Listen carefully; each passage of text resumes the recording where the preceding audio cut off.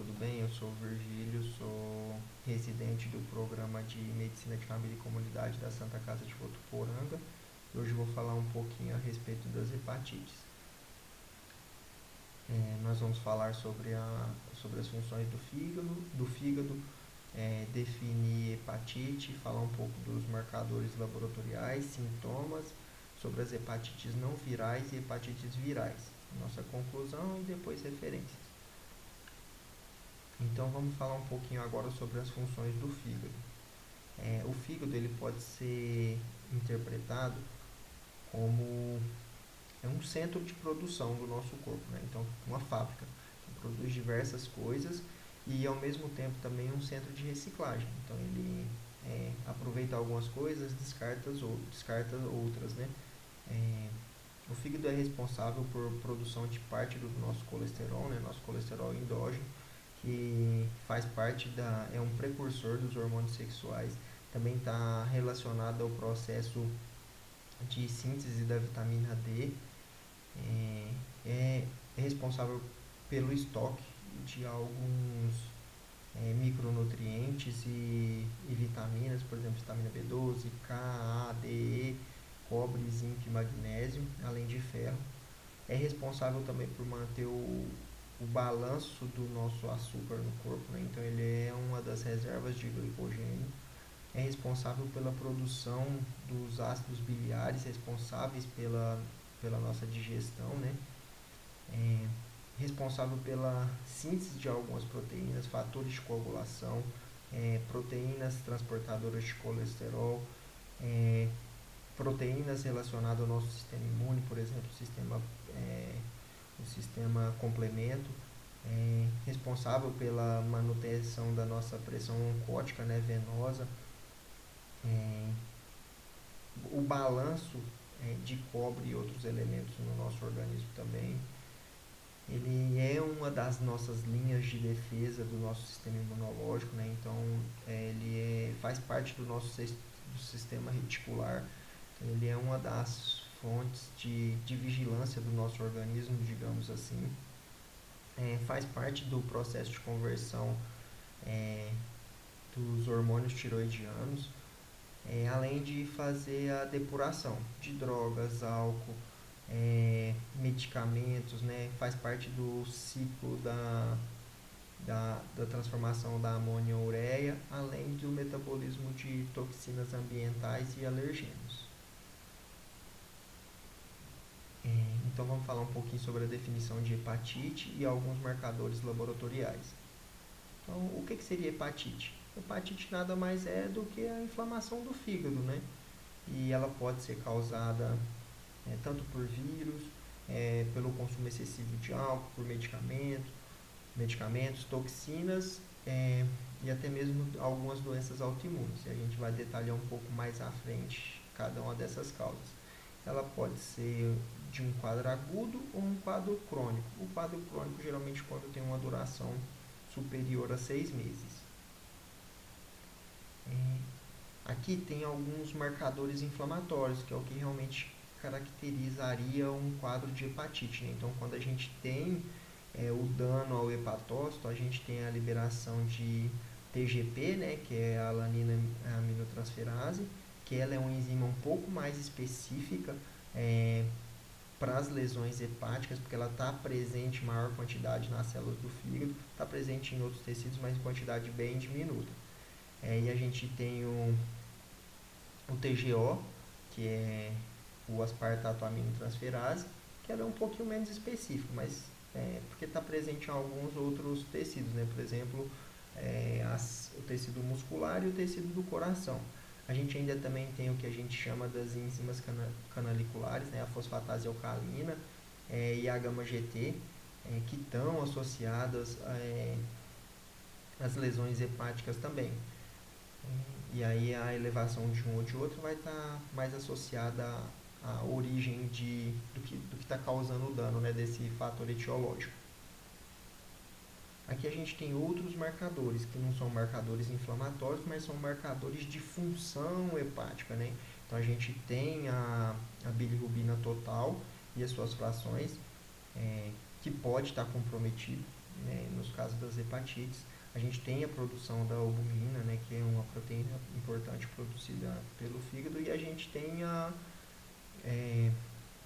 o tempo de protrombina, né, o nosso INR, que aí também está relacionado às proteínas, aos fatores de coagulação do sangue, que podem estar alterados dependendo em algumas patologias. Então, por que é importante a gente entender as hepatites? Porque a hepatite, quando ela passa por um processo de cronificação, esse dano e essa agressão constante ao fígado, ela vai causando alterações na estrutura hepática, que a gente vai falar um pouco melhor mais à frente, e leva a quadros, por exemplo, de cirrose e até neoplasias hepáticas. Vou falar de maneira genérica os sintomas das hepatites. Aqui a gente tem que ter em mente que pode variar um pouco, a dependendo do agente causal. Tá? Mas para não ficar muito repetitivo e ficar falando em cada um dos casos, eu fiz uma síntese geral, porque também não muda muito de uma etiologia para outra.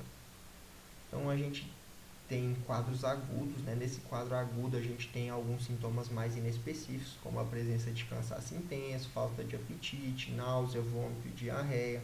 A gente pode ter dor ou desconforto, principalmente nessa região de hipocôndrio direito, né? Que a gente sabe que é onde está localizada a maior parte do fígado. Pode ter a presença de febre baixa, dores musculares e articulares e esse mal-estar geral. Alguns sintomas mais clássicos que nem sempre estão presentes. A icterícia, né? Então, esse acúmulo das bilirrubinas, a colúria e a colia fecal também pode estar presente. Já nos sintomas crônicos, o paciente pode apresentar um quadro assintomático por vários e vários anos, até a doença apresentar um pouco mais de gravidade, onde ele começa a apresentar sintomas. Mas ele também pode apresentar alguns sintomas leves, por exemplo, cansaço constante ou um cansaço intermitente, essa dor abdominal leve ou ocasional pode estar relacionada, que pode ser piorado, por exemplo, quando o paciente tem alguma outra comorbidade, né? Então, o paciente tem uma hepatite crônica e pega uma gripe, por exemplo, e aí demanda um pouco mais do fígado e aí você tem uma exacerbação de alguns sintomas. E aí você também tem, por exemplo, os sintomas de doença avançada hepática, né? Então, esses sintomas são os sintomas mais clássicos, quando a gente já pensa mesmo num paciente que já tem uma alteração importante, né? Que seria a presença de ascite, edema, confusão mental, sonolência, né? Dificuldade de concentração seriam os sintomas de encefalopatia hepática, né? Os sangramentos espontâneos, a presença de prurido, perda de massa muscular e o emagrecimento. E aí, em alguns casos, quando o paciente tem hepatite, ele pode ter a hepatite fulminante, né? Que é uma forma mais rara e grave da hepatite aguda, que leva a uma perda rápida da função hepática. E aí os sintomas são a hemorragia intensa, icterícia profunda, confusão mental e coma, geralmente. Aqui eu trouxe essa imagem para falar um pouco da arquitetura, para lembrar um pouco dessa arquitetura hepática do fígado, porque isso é importante quando a gente fala de hepatite e na cronificação da doença, né? Então, o fígado geralmente tem a presença de lóbulos, né? Com essa arquitetura um pouco mais central, né? Então, a gente tem as veias centrais e tem essa drenagem dos ramos arteriais e venosos que confluem no meio dos hepatócitos e drena para esse sistema central.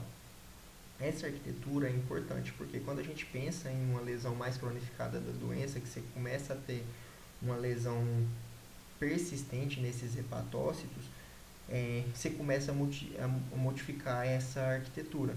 E aí é onde você começa a ter os sintomas, né, de doença mais grave, né? Porque você, mudando essa arquitetura, você causa, por exemplo, o aumento de hipertensão portal, você causa uma dificuldade da drenagem do líquido biliar, e aí você começa a ter acúmulos dessas substâncias.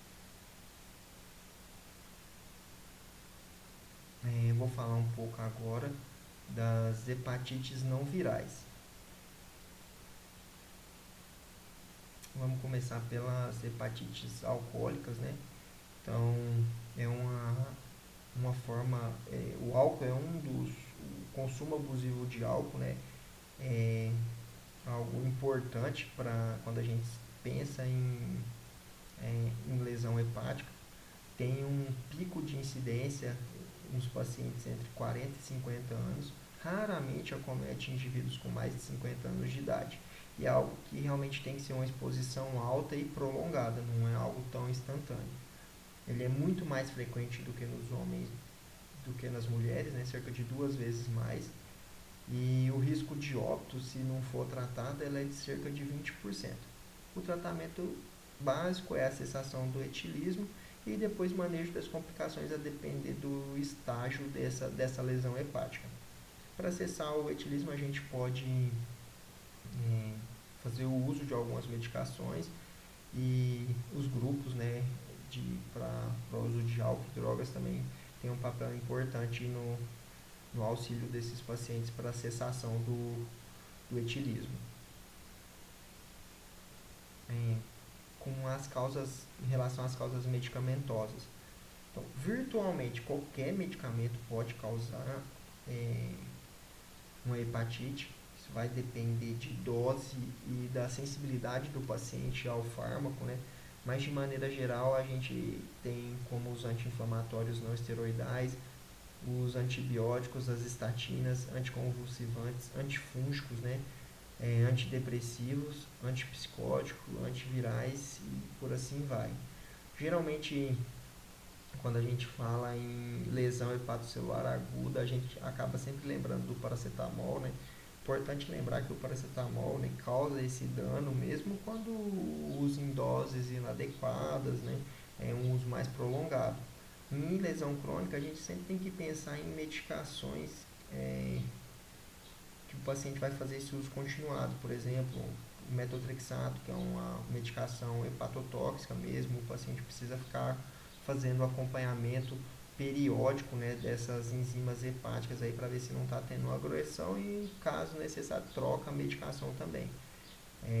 Trouxe aqui o exemplo do anticoncepcional, apesar de ser síndromes raras, né, mas, por exemplo, a síndrome de Budd-Chiari, né, que é a trombose nas veias hepáticas e aí pode levar a essa lesão hepática. E o tratamento geralmente é a retirada do agente agressor. Com relação às hepatites autoimunes, são doenças relativamente raras, né? Então cerca de 15 casos por 100 mil pessoas. O diagnóstico geralmente é feito próximo aos 40 anos. É uma condição muito mais comum nas mulheres, cerca de quase 4 mulheres para um homem, né? Ela pode ser dividida em hepatite autoimune tipo 1 e tipo 2. E aí, o que vai definir um ou outro vai ser a presença de alguns anticorpos e a idade de acometimento. Geralmente, a hepatite tipo 1 são mulheres mais jovens, tá? Por volta dos 20 anos. A hepatite do tipo 2 é depois dos 40. A presença de anticorpos que também pode estar associado nesses casos autoimunes, a presença do FAM, do antimúsculo liso, dos anticorpos anti-filtração microsomal do fígado e do rim, anticorpos anti-citossol, né, o PANCA também. E o prognóstico dessa doença, se não for tratado, é muito ruim. Quase todo mundo morre aí nos primeiros anos. Mas se tiver um tratamento adequado e uma boa resposta ao tratamento, o prognóstico de maneira geral é bom e os pacientes têm, mais de 85% deles têm uma sobrevida superior a 10 anos. O tratamento geralmente é com corticoide imunomodulador e em doença grave esse paciente tem que ser estratificado para avaliar a necessidade de transplante hepático, né? O transplante hepático, na verdade, vai ser válido para todas as ocasiões aqui, salvo algumas exceções, né, que aí são critérios mais específicos. A esteatose hepática metabólica também é uma condição bastante presente na população mundial hoje, afeta cerca de 30% da população, mais comum no sexo masculino. Tá, é a forma de doença hepática mais comum no mundo. E a maioria dos pacientes são diagnosticados por volta dos 40 ou 50 anos. Ela se associa fortemente, né, à obesidade, à presença de síndrome metabólica, hipertensão, dislipidemia e diabetes. O diagnóstico é feito da esteatose é feita basicamente por ultrassom, que é o método mais barato, o método mais acessível, mas pode ser feito também por ressonância, pode ser utilizada até mesmo a tomografia, mas geralmente a tomografia tem uma sensibilidade um pouco menor. E aí sempre quando a gente pensa em esteatose, a gente tem que pensar que é uma doença que, se não for controlado, modificado os fatores causais, ela vai evoluir para uma esteatohepatite, e aí essa esteatohepatite evolui para uma cirrose e depois pode evoluir, por exemplo, um carcinoma hepatocelular. É importante a gente, quando a gente tem esse diagnóstico, a gente acompanhar esse paciente, né, e começar a fazer esse filtro para aquele paciente que pode ter uma doença avançada. A princípio, a gente pode usar o score clínico do FIB-4, né, que faz essa relação TGO, TGP e a presença de plaquetas também, e aí ele nos fornece um indicativo, né? Esse paciente pode ter uma doença hepática mais grave, e aí a gente acaba fazendo a estratificação dele com outros exames de imagem ou até mesmo biópsia. O exame de imagem geralmente seria a elastografia hepática ou a biópsia. Obviamente pode ser feito também numa suspeita mais forte, você pode iniciar já com essa elastografia ou a biópsia mesmo. E o tratamento é tratar a causa de base, né? E o controle de peso, que está muito relacionado, é algo muito importante, né? Então a gente sempre orienta o paciente a estar com o peso adequado e controlar as outras comorbidades, dislipidemia, diabetes, né? A resistência insulínica e tudo mais. E aqui eu trouxe algumas outras causas, né? Porque tem mais um monte de doença que pode causar essas hepatites. Eu não vou entrar muito em detalhe em cada uma, né? Mas a hemocromatose, né? Que são as doenças de acúmulo de ferro, é uma doença que pode causar doença hepática, né? Então é um dos fatores, é um dos diagnósticos diferenciais. A doença de Wilson também, que está relacionada ao metabolismo do cobre, pode levar a essa lesão. A deficiência de alfa-tripsina 1 também é outro fator. Geralmente esse é aquele paciente que desenvolve uma doença pulmonar obstrutiva, geralmente em idade tenra, né? Então ele tem essa associação de DPOC e doença hepática junto. Doença celíaca também é outro fator que pode causar essas elevações das enzimas hepáticas. Até mesmo alterações tireoidianas, né, da função tireoidiana, tanto o hipo como o hiper.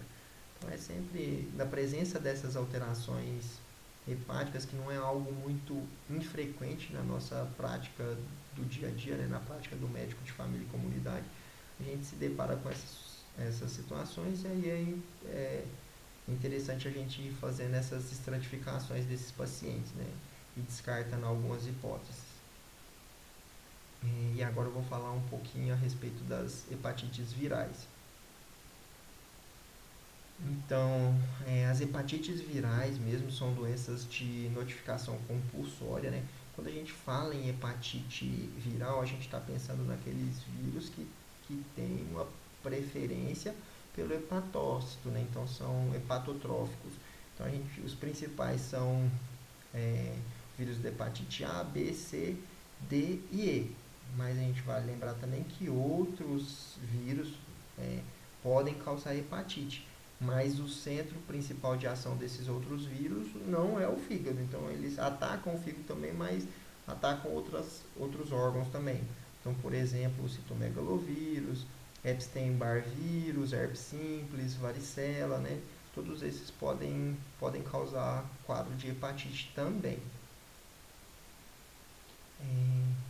Aqui são as principais formas de transmissão. A transmissão da hepatite A e E basicamente é fecal oral. Então, geralmente é mais comum lugares onde o saneamento básico não é bom, né? Ou população com baixo nível de higiene também é uma das formas de transmissão. Por isso, no passado, né, quando a gente não vacinava as crianças, geralmente a hepatite A é algo mais prevalente nessa faixa etária, ainda porque as crianças não têm um hábito de higiene muito bom. A hepatite E não é muito comum aqui no Brasil, né, mas depois a gente vai falar dela. A hepatite B e C, basicamente a transmissão é via sanguínea, hematogênica, né, e sexual. A hepatite B pode ser também a transmissão vertical. A hepatite C, a transmissão sexual, ela existe, só que ela é algo que não é tão importante. Geralmente ela é associada àqueles pacientes que têm algum grau de imunossupressão. E aí esses pacientes podem se contaminar. A princípio mesmo a via é hematogênica, né? E a hepatite D, ela só infecta o paciente que já tem a hepatite B. Então vamos começar a falar um pouquinho a respeito da hepatite A, né? Então o período de incubação é de cerca de 15 a 45 dias. A forma ictérica da doença em menores de 6 anos ela é pouco comum, então de 5 a 10% dos casos. E já no adulto ela se expressa entre 70% e 80% dos casos. É uma doença que não cronifica. A hepatite A, o paciente evolui com cura total. A detecção de anticorpos é feita por volta de 5 a 10 dias depois da inoculação. O diagnóstico é feito por anticorpo, anti-hepatite A, IgM e IgG. A mortalidade é cerca de menos de 1,5% dos casos das hepatites virais. E a prevenção basicamente é a vacinação. A vacinação pelo Ministério da Saúde ela é feita a partir dos 15 meses em dose única ou antes da criança completar 5 anos de idade. Já a Sociedade Brasileira de Pediatria recomenda a aplicação de 2 doses com intervalo de 6 meses entre elas. E o tratamento da doença basicamente é com sintomáticos. Como a gente já havia falado, é uma doença autolimitada, raramente a gente tem complicação.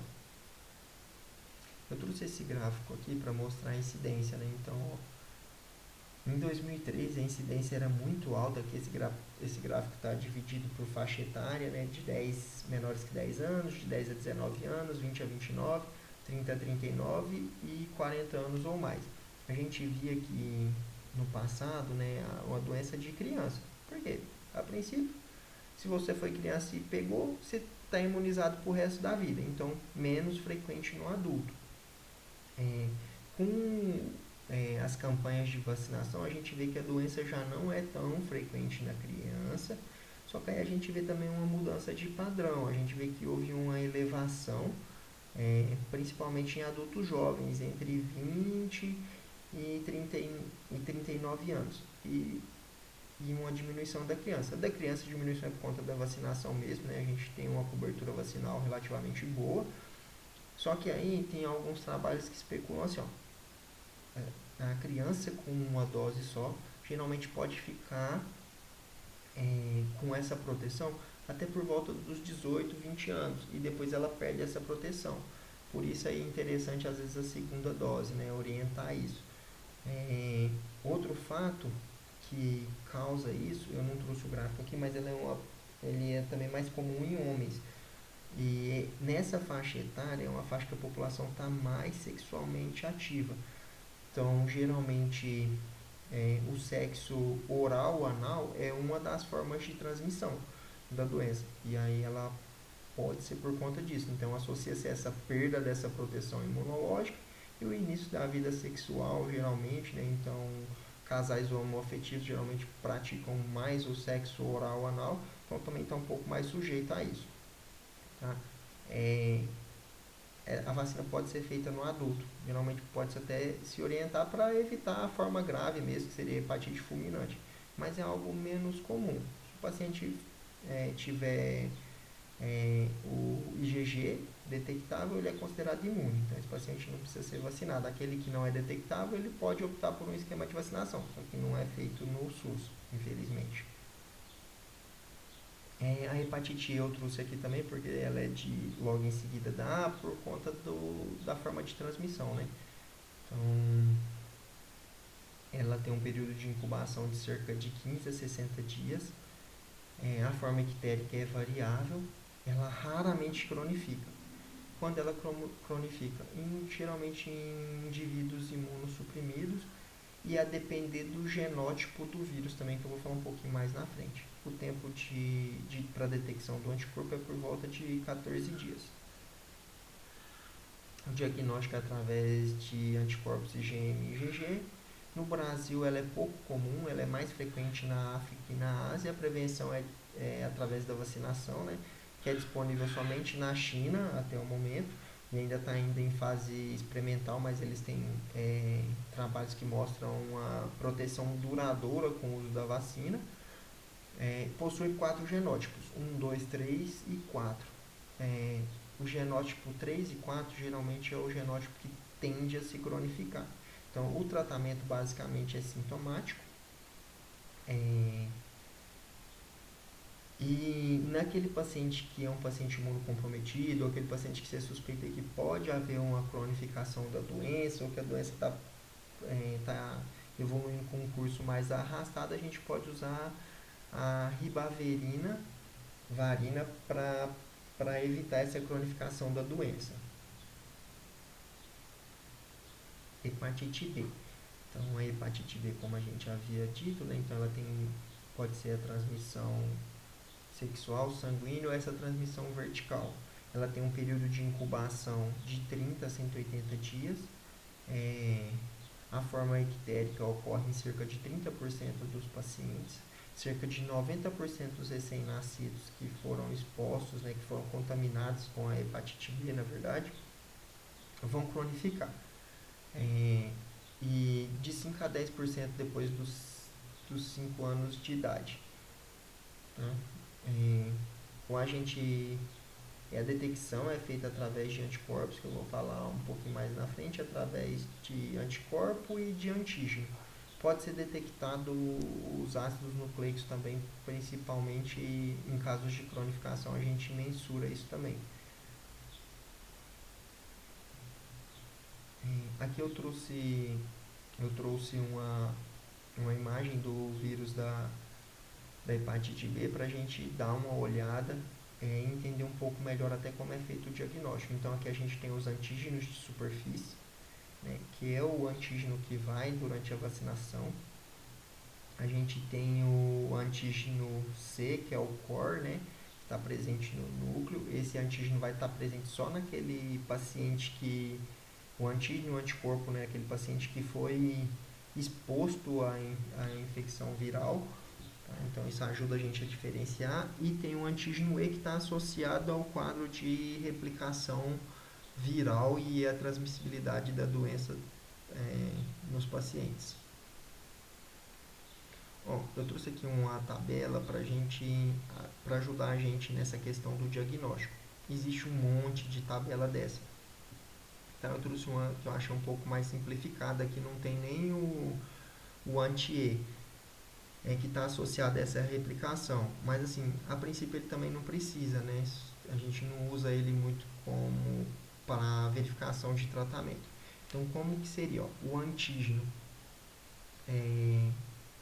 HBsAg,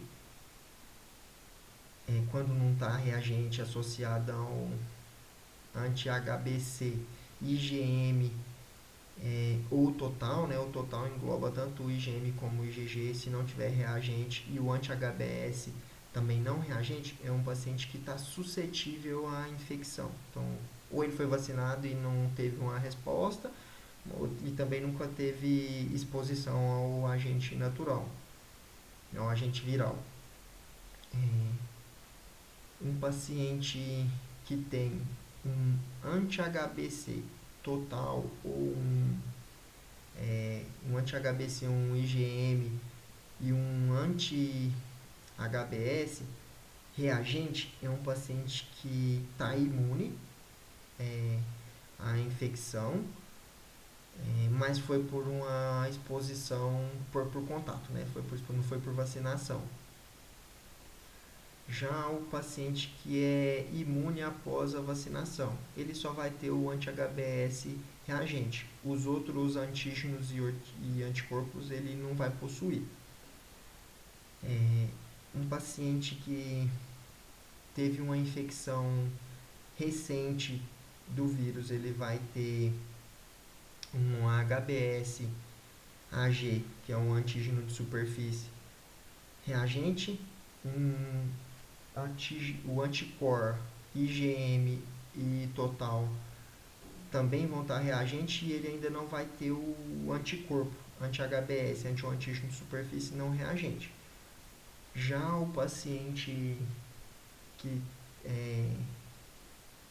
tem uma infecção, né, ativa, uma infecção mais cronificada, ele vai ter o HBsAg reagente, só que ele não vai ter o antígeno anticorpo, o IgM já não vai ser mais reagente. Então isso aí não fala muito a favor de doença aguda, né? Então já seria doença crônica. E ele vai ter o anti-HBC, né, o total, o anticorpo total reagente. E ele ainda não é considerado curado porque ele ainda não desenvolveu anticorpos para combater a doença. De maneira geral, a cura vem quando? Quando o paciente ele desenvolve o anti-HBS, o anticorpo, e aí ele deixa de ter os outros antígenos circulantes. Tá?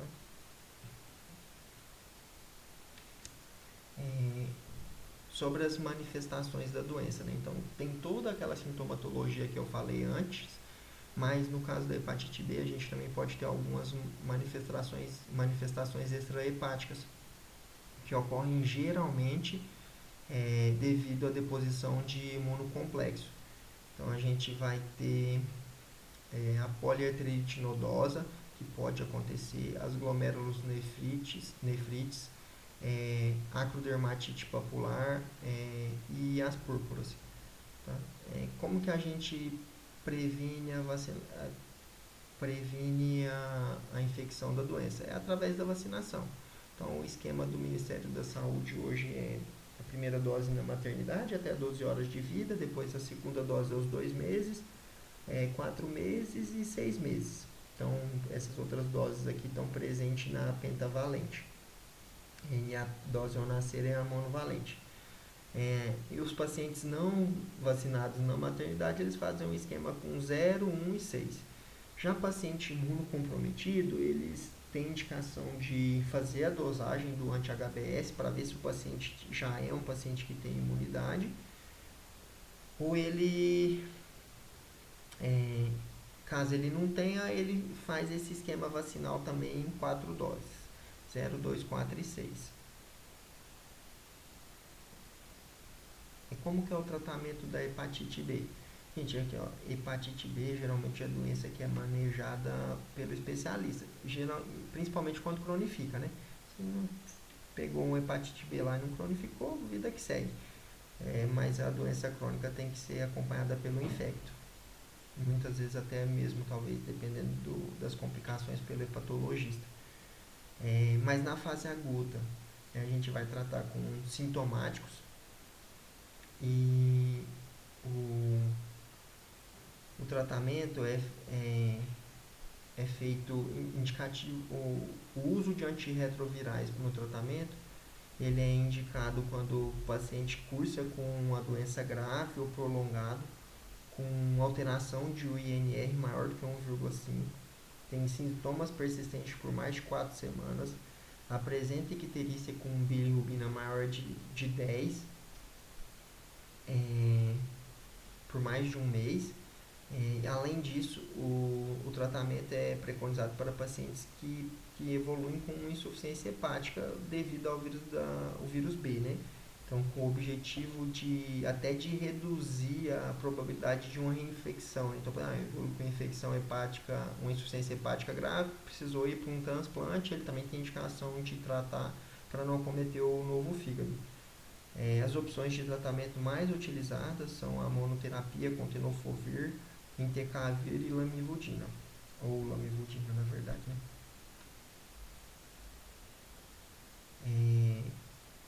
Na fase crônica, quando que é indicado o tratamento?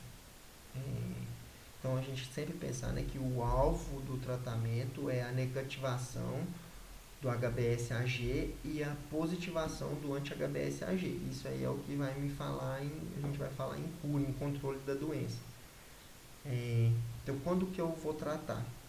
Paciente com a presença de alterações na biópsia hepática, que indiquem fibrose significativa, né, esse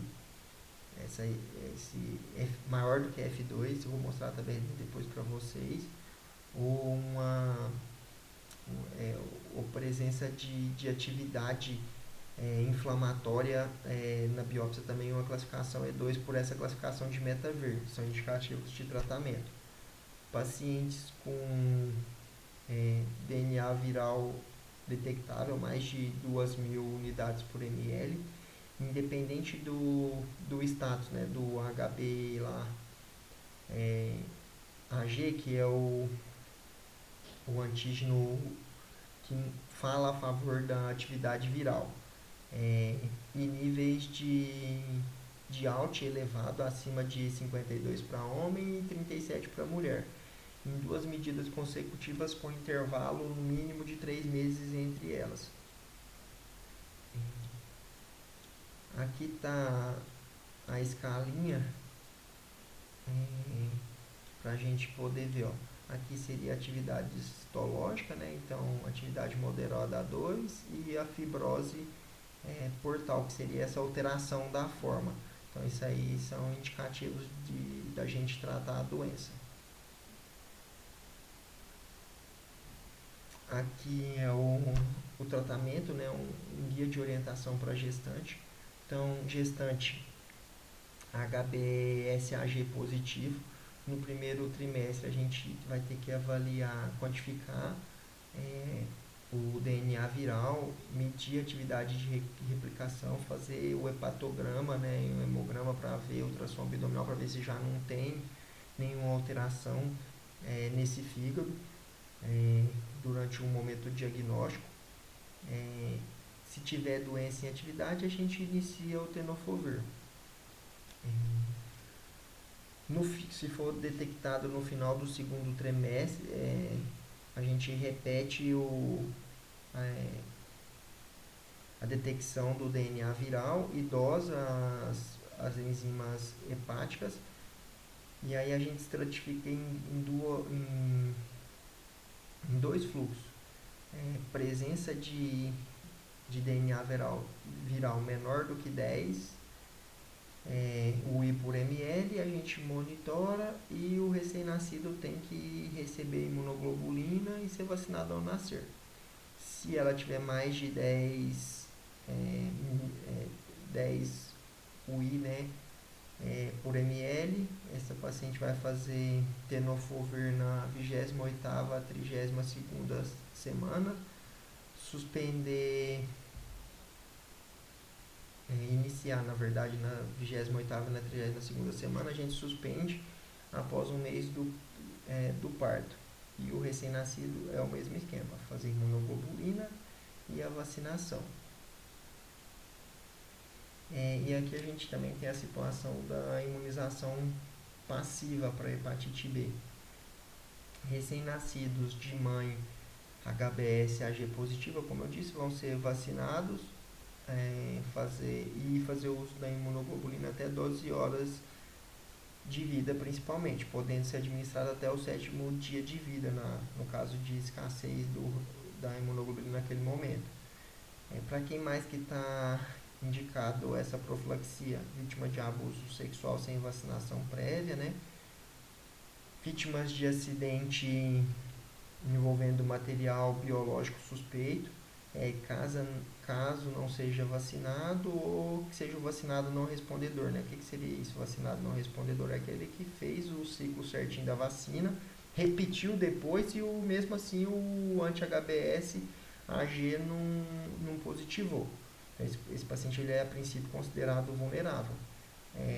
Parceiros sexuais de paciente com hepatite B, imunodeprimidos após exposição, mesmo que tenha sido vacinado previamente, e paciente que fez transplante hepático e ele tinha um antígeno de superfície positivo. Aqui eu trouxe um gráfico, né, mostrando a incidência da hepatite, né, ela tem diminuído ao longo dos anos mesmo, a taxa de detecção. Aqui tem esse indentamento aqui no período da Covid, né, que parou de fazer exame e tudo mais, e aí acabou deixando passar esses pacientes.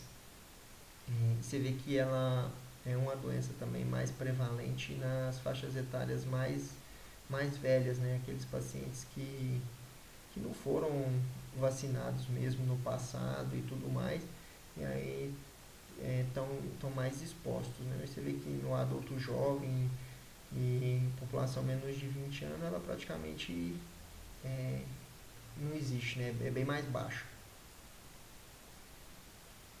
Aqui vou falar agora da hepatite C. A hepatite C, o período de incubação é de 15 a 150 dias. Cerca de 20% dos pacientes desenvolvem a forma ictérica e a cronificação ocorre em 70 a 85% dos pacientes. A detecção de anticorpos acontece a partir de 33 a 129 dias e a detecção de antígeno a partir do 22º dia, 30 dias aí já consegue mensurar, e a mesma coisa para ácidos nucleicos. A hepatite C, né, é o grande vilão quando a gente pensa em mortalidade por hepatite. Ela responde por basicamente 76% das mortes, sendo o restante mesmo quase 22% da hepatite B e o restante das demais hepatites. O diagnóstico pode ser feito por teste rápido,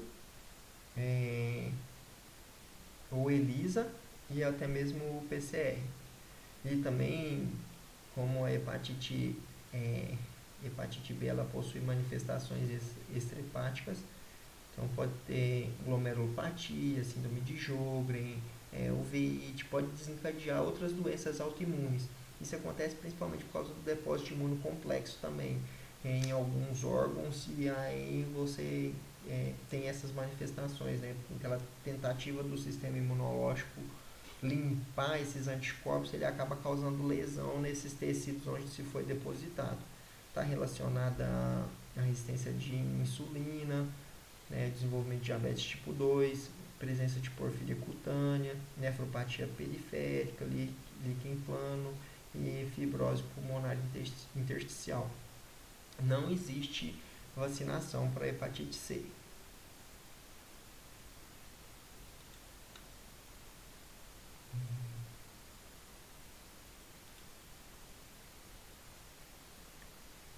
O tratamento da hepatite C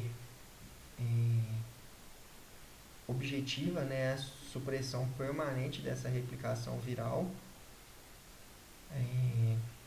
Ele é indicado tanto na forma aguda como crônica.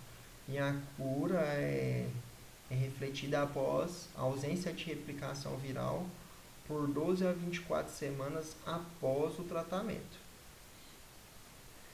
Aqui eu trouxe umas tabelas de tratamento, gente. Eu não vou entrar em detalhe disso porque eu nem sei, e eu acho que nem é todo especialista que sabe isso também, que acaba sendo aquele nicho da subespecialidade. Então o tratamento ele é feito com um monte de medicação, vai depender do grupo, do genótipo viral, né? Vai depender, eles estratificam o paciente se já fez um tratamento prévio ou não, tem ajuste de dose em relação à função renal, tem droga preferencial se o paciente tem doença renal crônica ou não. Então, tem o genótipo de 1 a 6, e por assim vai, ó. Aqui também é outro, esse aqui seria para o tratamento para aquele paciente que já fez uso de antirretroviral de ação direta. E agora eu vou falar um pouquinho da hepatite D.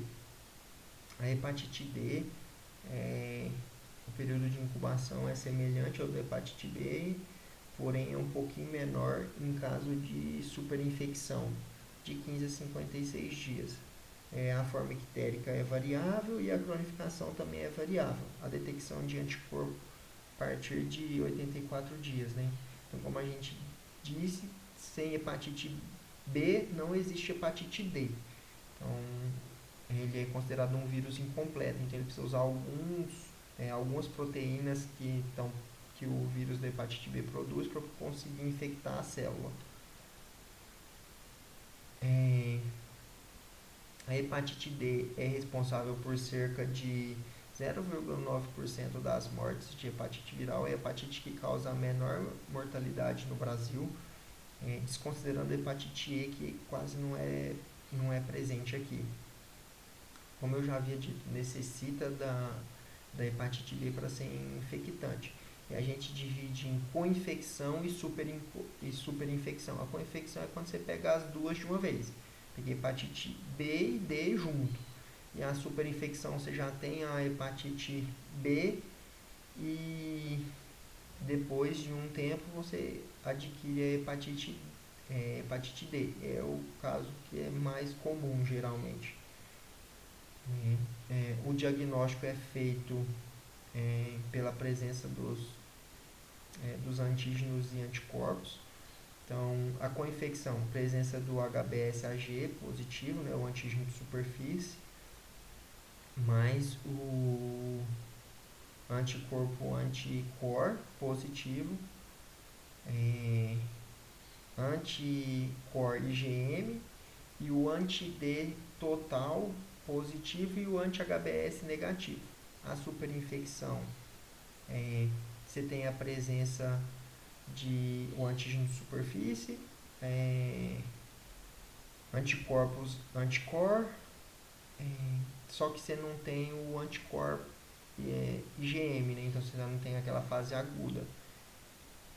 E você ainda mantém o anti-HBs negativo. A cura ela é igual da hepatite B, então você vai ter o anti-HBs positivo. Então você tendo a cura da hepatite B, automaticamente você acaba tendo a cura da hepatite D também.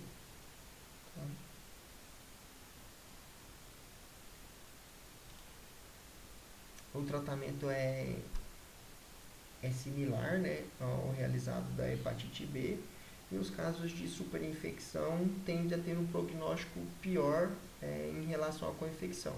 Por quê? Né? Porque o da superinfecção ele já não teve uma boa resposta ao vírus inicial, que era o vírus da hepatite B. Teoricamente ele já não respondeu ao tratamento, né? Ele já cronificou a doença, o sistema imunológico dele não teve uma resposta apta para combater esse vírus, então geralmente o paciente tem um pior prognóstico. E aqui a conclusão, né?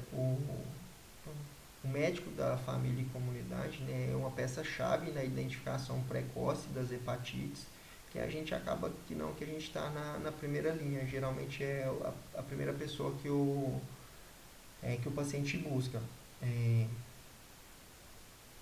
O nosso papel é fazer um diagnóstico ágil, né, ter precisão nesse diagnóstico, principalmente para prevenir essa cadeia de transmissão, interromper esse ciclo do vírus.